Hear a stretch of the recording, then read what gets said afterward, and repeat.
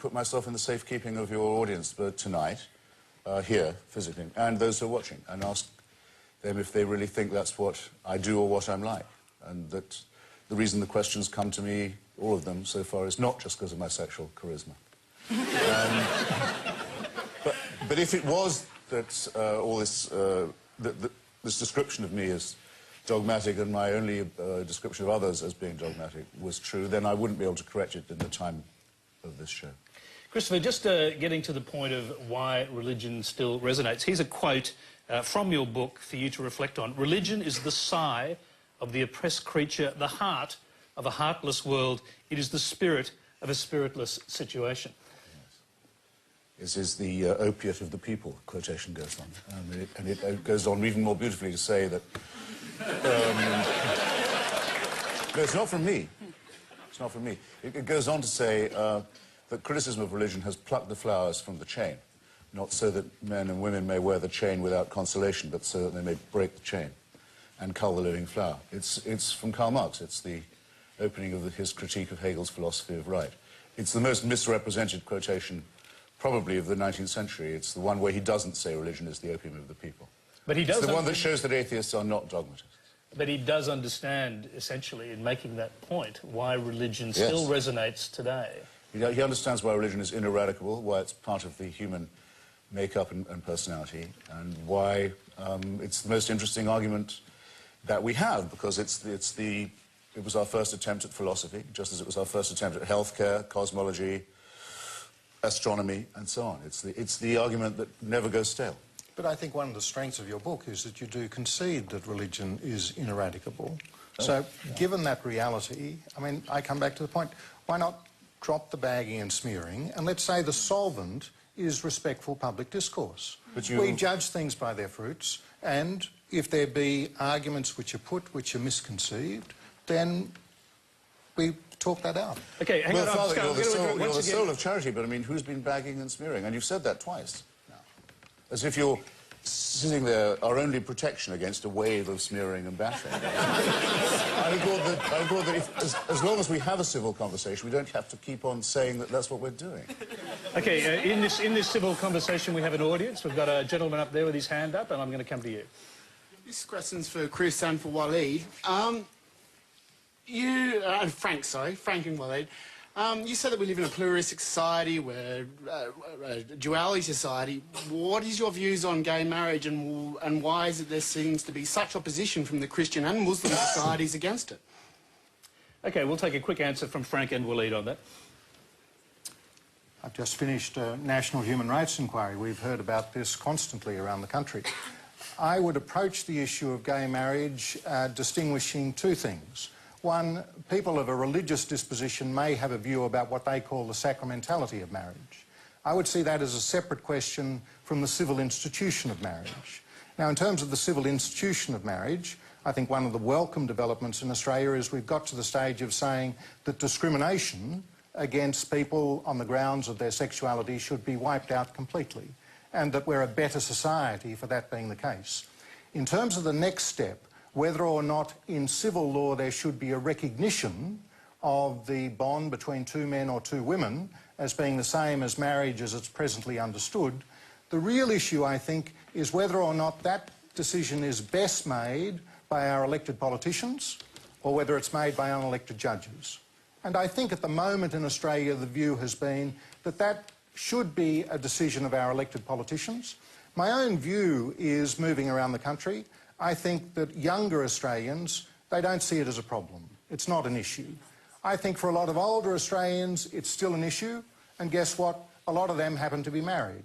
So in terms of a free and democratic society, for those who are civilly married, then we've got to bring them with us as we look at any change on that issue. All right, before I go to anyone else on that, you're watching Q&A. We actually have a video question that's going to, I think, continue this discussion. We're watching Q&A. Remember, you can send your web or video questions to our website. The address is on the screen, like this video from Joseph Bromley of Malmesbury, Victoria. Hello, comrades. Can we ever hope to live in a truly secular society when the religious maintain their ability to affect political discourse and decision-making on issues such as voluntary euthanasia, same-sex unions, abortion and discrimination in employment. Christopher, this won't mean anything to you, but I was a bit distracted by that because he looks enormously like a young Malcolm Turnbull. I'll just repeat his question. I was thinking Sid Barrett, actually. Can we ever hope to live in a truly secular society when the religions maintain their ability to affect political discourse and decision-making on issues like voluntary euthanasia, same-sex marriage, abortion and discrimination in employment? Walid Ali. I frankly don't understand the question. Well, I do literally understand the question, but there are assumptions embedded within it that I think need to be examined. I actually think a secular society implies the ability of religious arguments to enter the discourse. The idea of secularism, the reason for it coming into existence, was to open the public discourse to a range of views, religious, irreligious, and otherwise. It's about the separation of church and state. That is, it's about removing the levers of government, the levers of power, from a religious institution like the church. That's a different thing from saying that arguments that have their grounding in some kind of religious commitment cannot be aired. That, to me, is actually an anti-secular position, because what it's doing is it's saying, here are the approved modes of discourse, here are the approved arguments.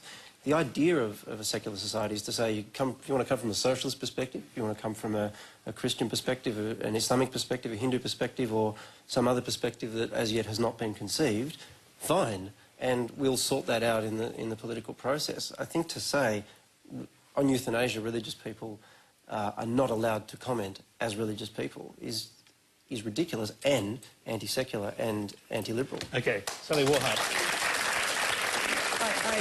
I agree with everything Walid said. If what the question was meant to ask was, you know, as meaning a society without religion, then I'd say you want to be careful what you wish for. And Perhaps he's talking about a society without politicians who are expressly religious. Well, then therefore... maybe we should all be praying very hard for that. I'm not sure. But, you know, I mean, you imagine... Or voting very hard for it. That's right. I mean, what Walid said is absolutely true. Secularism means everybody can get involved, and it's a great thing about a country like this. But, you know, you imagine back in time. I don't want to imagine a world that never had Mozart or Bach in it, you know. You have to be careful what you ask You're for. not religious, though. Why do you value religion? Because I think that I'm interested in what drives human beings, in what makes human beings human.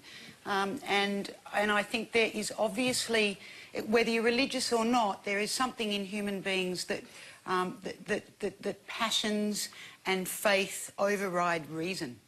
In just about everything we do, from we get up in the morning and we choose what to wear, or, you know, there's a lot that's going on in human behaviour that is not that well thought out, and in fact a lot of our reason is in analysis. It's after the fact, and I think that... None the worse for that, though. No, well, you need both, you know. Though it's true there aren't many secular Gothic cathedrals, for example.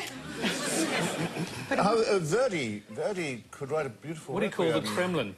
No, it's Verdi could write a very good requiem without actually being a believer, but I don't think that John Donne could have written his sacred poetry not thinking, I don't really believe any of this. I mean, it's quite clear that there's an instinct in all of us for the numinous and the transcendent, you might say. I think you can have it without the supernatural. In fact, I think you have to. Well, again, I couldn't agree more with, if I may call you one in. Well, that's what secular means. But in that case, I think it behooves the religious to say what they genuinely mean. Now, Frank just talked about homosexuality as if the Church had never condemned it as a mortal sin. Yes. Yes. I mean, it's extraordinary. I would not know that you were a member of the Society of Jesus, except that it was a very Jesuitical point you were making. and concealed your main one. And I'm sorry, well, it is the same. Islam says the same. You cannot be a good Muslim and publicly be a homosexual. Why don't